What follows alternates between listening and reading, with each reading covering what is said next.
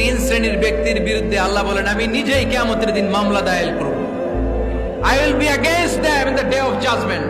Three categories of people I will be against them in the day of judgment. তিন শ্রেণীর লোক কিয়ামতের দিন তারা ছাড় পাবে না।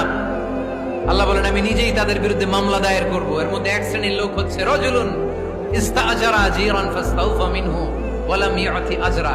একজন শ্রমিক ভাড়া করে তার কাছ থেকে কাজ নিয়েছে কিন্তু তার পারিশ্রমিক আদায় করে নাই। এরকম আছে না নাই?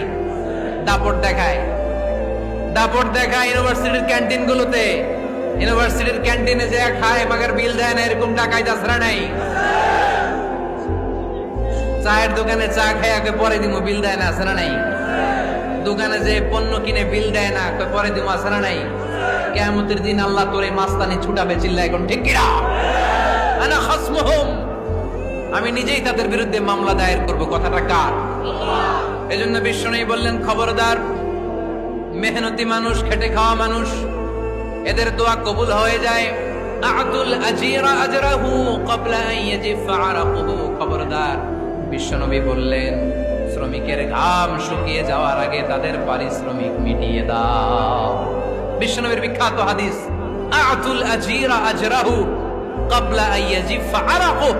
শ্রমিকের ঘাম মাটিতে লাগার আগে, শুকিয়ে যাওয়ার আগে তাদের পারিশ্রমিক মিটিয়ে দাও।